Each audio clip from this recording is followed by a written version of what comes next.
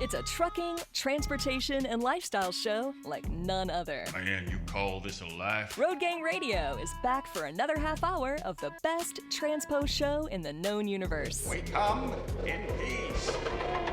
Well, actually, we're falling to pieces. Whew. Get us out of orbit, Madison with a T.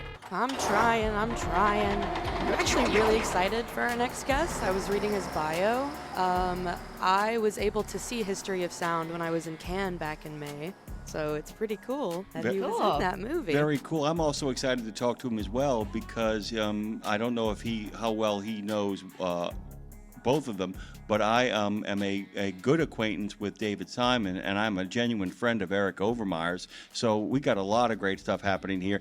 Guys, if you think that Bob Dylan actually going from folk to rock and roll is scary, then we got something even better for you because this next guest actually is involved in a lot of stuff that we can talk about in regards to the spooky season, but also some incredible professional accomplishments, Lindsay. You think? Plus, I'm just like listening to him and like, is there a world where he can just narrate my life? Because that would be sort of my dream. So our next guest, we've been talking about pretty much all day yesterday and today. Been giddy about having Dion on, but he's an actor, he's a narrator. His voice literally will stop you in your tracks. You know him, of course, from HBO's The Wire, from The First 48, and from an incredible list of stage, film, and television work spanning Broadway, Off-Broadway, and beyond. Right now, you can hear him delivering a mesmerizing performance, guys, of Ray Bradbury's The Martian Chronicles, which, by the way, would be a really cool thing to listen to as you're rolling down the road in your semi at night. You might be scared, but it'll also keep you on your toes. Several other pieces of work that we're going to talk about today. He's also starred in Ethan Coen's off-Broadway production Let's Love alongside Aubrey Plaza. And you'll soon see him in The History of Sound with Paul Mescal and Joss O'Connor. So much to talk about. He's one of those very rare artists, as you know, Jim, who can shift from screen to stage to audio booth and with total command. He brings worlds and characters and emotions to life just through his presence and breath. His breath is something that I'm dying to talk about. So very excited about this conversation. Please make welcome to the show a equal parts beautiful and spooky sounding guest. Dion, good morning. So glad to have you, Dion Graham. Good morning. My pleasure. Can you guys hear me okay? Yes, you sound amazing. My goodness gracious.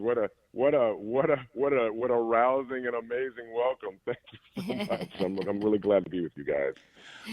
Dion, I grew up loving this book, The Martian Chronicles. I mean, I loved it. I mean, I basically the book along with the Illustrated Man fell apart. Growing up in the late 60s, early 70s. It all just kind of evaporated in my hands eventually. And there's a moment, the naming of names, that happens in the middle of the book that gave me chills every time I read it. And eventually those people would push back. And so I immediately, before listening to the book in its entirety, went to the chapter on the Audible and listened to that instantly. And it gave me chills. And I love Bradbury so much. And Lindsay talked about the idea of moving from one place to another.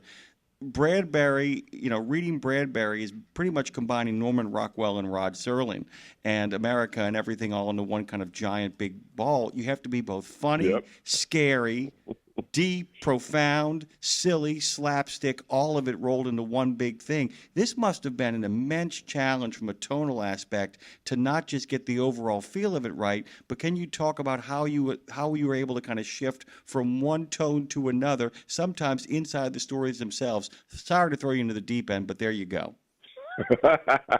Well, I have my water wings on at least, so I can swim here. They're very cute. The unicorns are really cute on you, by the way. Oh, thank you. I appreciate that. You're right. It's an amazing book, and I also am a huge Ray Bradbury fan, and also was a huge and still a huge sci-fi fan, spec fic fan as well. And the book is chock full of all that you highlighted. And, it's interesting when I read it, because I had not had a chance to read it before. And when I read it, I was just struck. I was like, wow, what is the actual journey here? And so what I tried to do is to start at the beginning and take the ride down the slide, if you will, as to like, while we're looking at Mars, and all kinds of things that Bradbury was trying to really ask us to think about ourselves but just what was the tonal shift? And you're right. It's the tonal shifts in there go kind of all around. It's all over the place. And as opposed to trying to present something that would be kind of trapped in amber, like a historical document, I tried to allow it to be just relevant to us as it is, of course, but just living and breathing and letting everything come out with the personalities and the ideas that he's presenting that, again, are really just saying, hey, guys, take a look at us. Would it be any different on another planet? Does that make any sense at all? No, it makes perfect sense. Yeah. It's like nothing really has changed, just the landscape and the breathable air. That's it. Well, the breathe. We're going to talk about breathing. Breathing is very important to me. By the way, it's very important to everybody, or should be. But there's several questions I have to you about it. But before that, just talking about this story specifically, Bradbury wrote these stories decades ago. Yet, your narration feels very contemporary and alive. But I'm curious to you, what themes, as you were reading it, especially since you didn't know it really prior, what themes felt most shockingly relevant today? Did anything hit you differently reading this at this time in the moment in our culture now? Well, interesting. That's a really great question. And interestingly, I'm actually listening to it right now. I do like to listen every day. I like to see how it turns out. And I was struck by, I didn't remember that I had done this, but I was struck by, that he had done this.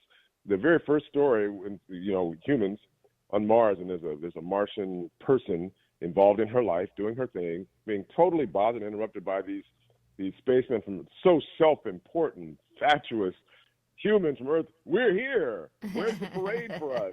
Where's all the? And I just thought, wow, look at us. And this was written a long time ago, but we still behave that way in our various different cultures on Earth. Depending on where you come from, but we can be so tribal.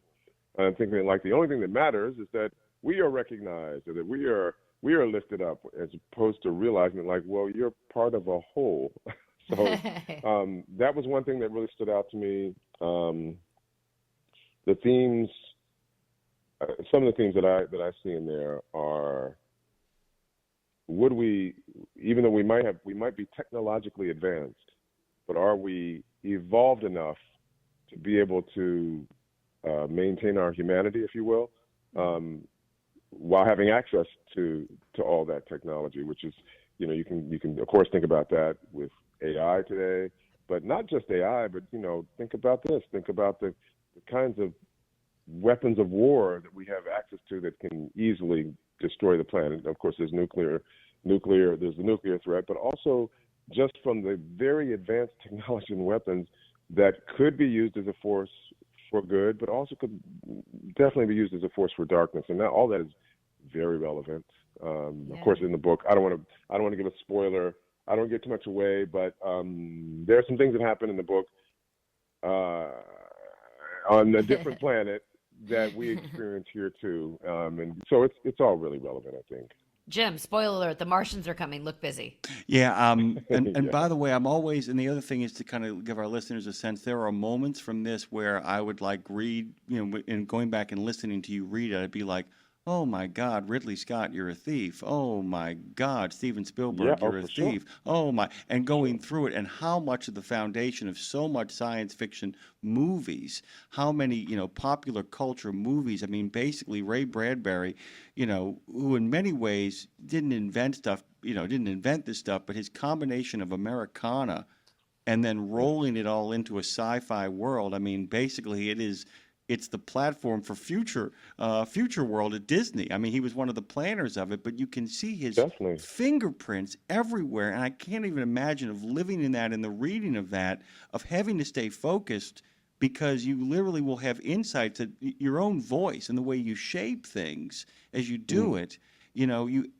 How many times did you realize, oh my God, I'm actually saying words that ended up in somebody else's movie or television show, ended up a conversation in a Star Trek episode, ended up in a Twilight Zone episode? I mean, you must have felt like you were in the middle of a giant encyclopedia of the history of American science fiction while you were doing it. You know what? That is a great, great observation. I have to say, I guess I was so immersed in it that I wasn't. It never occurred to me. But of course, I can look back on it. You're absolutely right. From Asimov to Arthur C. Clarke to all the great science fiction shows that we've had, since that time up to today. Yeah, you're right. It's really foundational. And we can call them thieves, but we can also say they were obviously young Spielberg, young Ridley Scott must have been deeply influenced by these works too, right? Right. It just. And, I wanted to just to say one thing about something you said. It's interesting because the book was written a long time ago, and I didn't. It's not that I didn't have any notion to try to update it or anything like that. Not at all. It's just that as opposed to doing it in a style and a tone that puts it safely, on a bookshelf someplace. We'll pull the book down and we'll look at how it was. No, I wanted to allow the book to come to life in a natural way, but in a way that really speaks to us because it continues to be about us. So. Well, and speaking of your breath work in this is stunning to me. And we've got, I want to talk about this both personally and professionally, if you will. We've got a vast majority of our audience are over there truck drivers who will certainly be listening to this to kill time down the road. And they're out Hello, there breathing. dear truck driver friends. They're out there breathing without thinking about it. But I noticed something so beautiful in your narration at the end of certain phrases. There's this tiny breath, almost like this tension release and a suspense reset. And I'm a singer here in Nashville, and so I clocked it immediately. And it's subtle, but it really, Dion, sets a pulse and keeps that like emotional thread alive. Is that something intentional you're doing, or is that an unconscious sort of embodiment of the text? That's a really interesting question. I would say it's not something that I'm actively thinking about. I would say that it is more a byproduct of the work, if you will.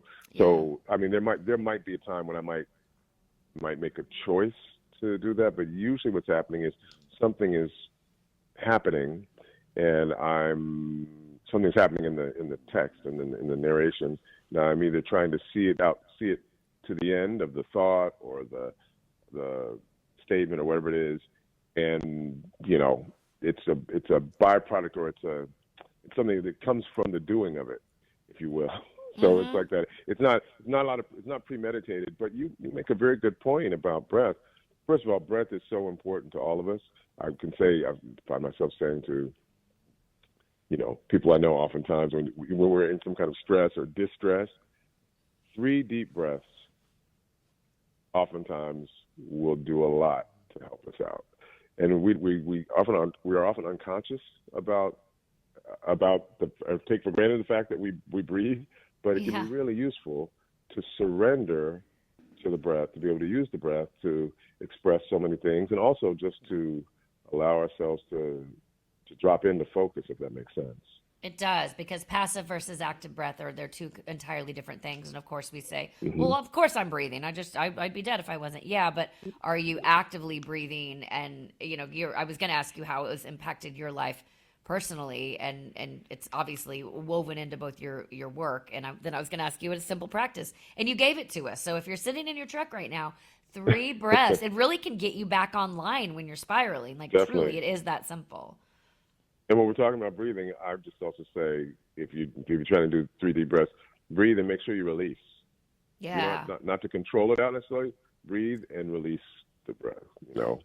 And for the purposes of narration, for instance, and actually all my work is as an actor, but everything lives in and rides on the breath. So even when we're highly stressed, as long as you're breathing through it, everything will be communicated.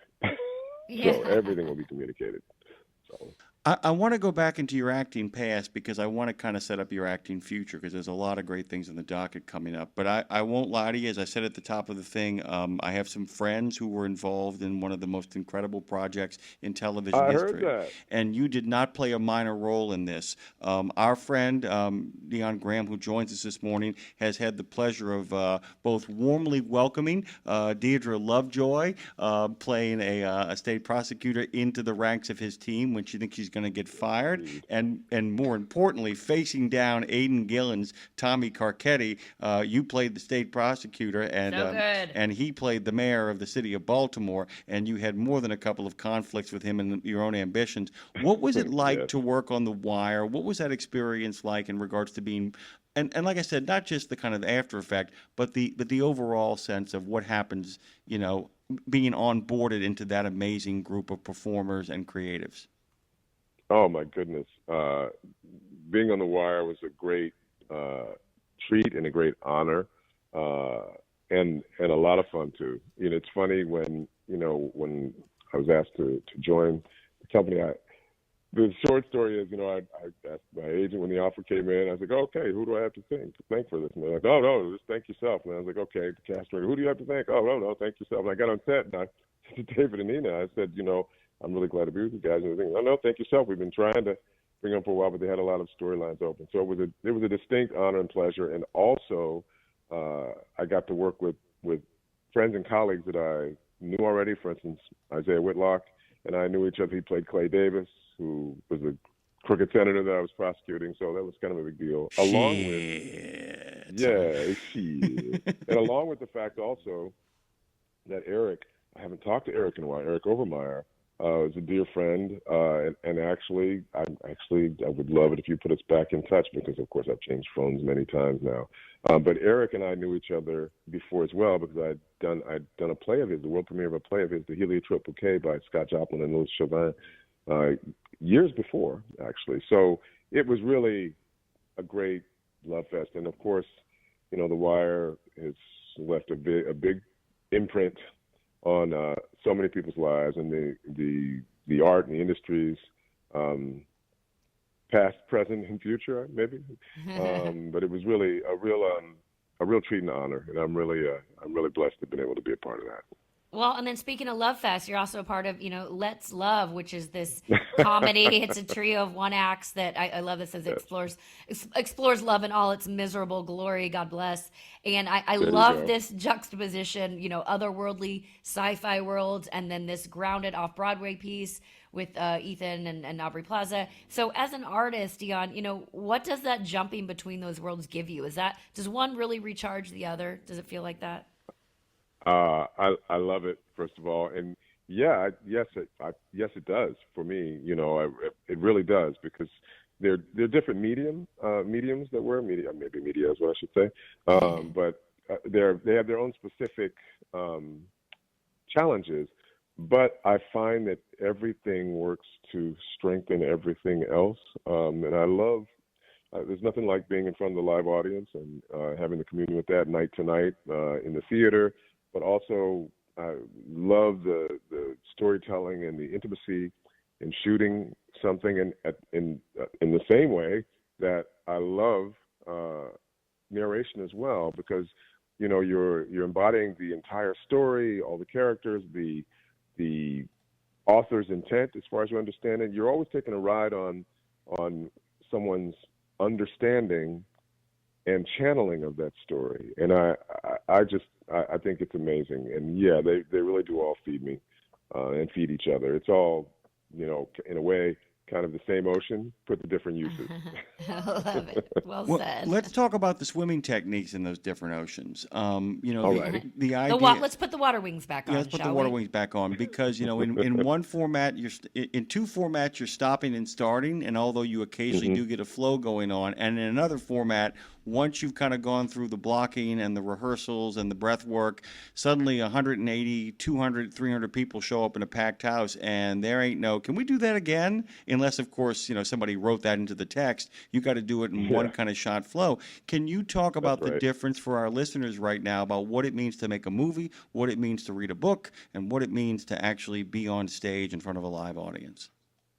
Absolutely. Well, so right now, I'm doing Let's Love, Ethan Coen's new play. He's one half of the Coen brothers, for anybody who might not know that. It's great. It is about love in all its miserable glory. And it's very funny. And we're having a great time doing it. And I will tell you, night by night, even though, of course, we rehearsed it, the moments have, they have their own shape and all that. But it can't help but B, individual to the performance that it's at, because that's not something that is preserved on film or something like that. This is something it's an experience that you have to go through moment by moment with the audience and with my fellow players, every night. So that's that. Being on set. Wait, I want to say something about the live experience. Yes, it's true. Once we start, there's no going back to fix anything. Oh no, sorry, we want to go try that again. No, it's you have to take the ride and be in the moment the whole time. And of course, in film and TV, if there's anything we want to go back on, we can stop and do another take. Oftentimes, we're doing multiple takes for various different reasons, to have options, and and oftentimes the editing process, shapes the whole. Sometimes you don't even know it was going to look like that, but that's different. And then, of course, in audio, it's similar in that, like, if there's something that I encounter, I'm like, oh wait, that's not quite how that needs to go. We simply go back and we do it again. Or if I make a mistake, which is inevitable. I mean, think about a 300, 400, 500-page book. You're going to make mistakes when you're narrating out loud. So, but it's easy. We have the technology. We just go back and we fix it. And sometimes, often enough, sometimes I'll realize it, like, oh, that was good, that was fine, but actually there's another nuance in there that I understand now, and so I'll go back to try to bring that out as well. So it's great. I'm like Pooh who fell in the honey pot with it all. Oh. Well, then you that's first of all, the cutest thing I've ever heard, especially coming from a voice like yours. And I'm going to ask my soul-driven question here, because, you're someone you carry so much story in your breath, so much soul in what you output. And that's not technique alone. That's real, presence and discipline, of course. Mm-hmm. But I want to ask you: do you feel like you're doing what you're? Are you living out your purpose on this earth? Do you feel that, Dion? Wow, my goodness, that's such a great question. As you were asking the question, I was just feeling myself open by the question. I'm gonna say yes. I'm gonna say yes. Now, who knows if we are, who can say whether or not there's one purpose or whether there's an ordained purpose? But here's what I will say. This is definitely a right choice for me. The life might have gone a different way. When I started in the university, I thought that I was maybe going to go to law school. But I had an epiphany pretty early on that brought me right here, and it definitely was a right choice. And you can have impact. You can have impact in life in all kinds of different ways, but it does require you to be engaged. And I like what you said before about being present. And I find that is something that is really key in my work, and I hope that it's impactful and just in terms of touching other people and maybe encouraging them or spurring them to see themselves and maybe other people a little bit differently, maybe towards more understanding or questioning what we thought we knew. That makes any sense at all? Yeah, for sure. Makes perfect sense. Yeah. 2 questions about favorites. First of all, what is the favorite story in this book, The Martian Chronicles, that you've read? And you can change that thought in a minute if you'd like to. The second one is there a stage role that you really, really want to play that you haven't gotten a chance to play yet, that there is still time to play? Okay, so first question, I don't remember all of the titles of them, but I will say the mission where Captain Williams, I forget which mission to Mars it is, but I think it might be the 4th one, where Captain or Commander Williams is leading it, stuck out for me.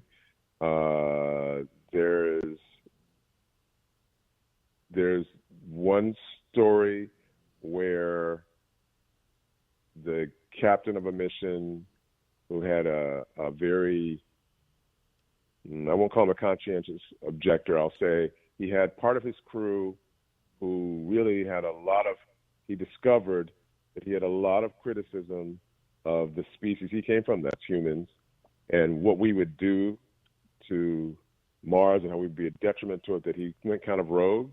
And later on in the fourth in expedition. story, that's the fourth yeah, expedition.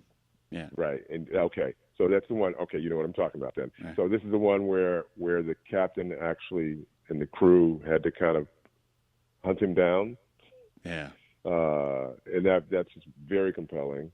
There was another one. I mean, there's so many. There's so many. But I'm just picking some highlights. The one with the house. They send this is way, I think hundreds of years now after the first, or maybe it's quite a while after the first expedition, but where they send a kind of auditor from Usher Earth, 2. Guy.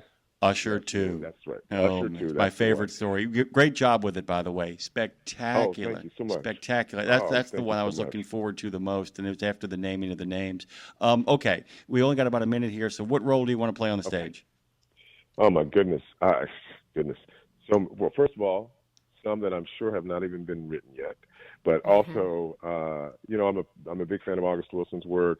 I would love to play Harold Loomis one day, who is a father who is on the run it's after slavery times in the United States, but he's on the run with his daughter. That's a great role. I don't know. There's so many. That's just one, but there's so many. Dion, will you play the role of coming to my house and reading me a bedtime story every night? I feel like we're close enough I can ask that now. I feel like we got there during this interview. We can talk about that, but we probably should take that offline. Probably. Well, a next project, somebody should pitch you doing audible bedtime stories, because I'm telling you what, that would blow up. We've been talking with Dion Graham. You are such a treat, such a gem, and we just can't thank you enough for making time for us. And you know what? You put me at peace this morning, so God bless you for that, my friend. Oh, thank you so much. You guys, thank you so much for having me, and peace be with you. And also with you. Thank you, Dion. Dion Graham, everybody. You can find his new rendition of the Martian Chronicles on Audible and everywhere you get your audio books. And is there any place else you want to send us to before we get out of here? The only thing I would say, as since we're talking about things audio in particular, first I would say there's another great sci-fi out, Harmattan season, which is a great one that I just finished. There is the Convergence Saga. That's a trilogy by the great Cadwell Turnbull. Wow. It starts with no gods, no monsters, also sci-fi fantasy, but it's really, again, talking to us, even though there might be monsters among us. That, and of course, and the History of Sound. Yeah, the History of Sound with Paul Mescal and Josh O'Connor, which is out now. It's out already. Oliver Hermanus's beautiful film that we all worked on. It's really great, and everybody should go see it. Done. Thank you, Dion. Happy Halloween to you.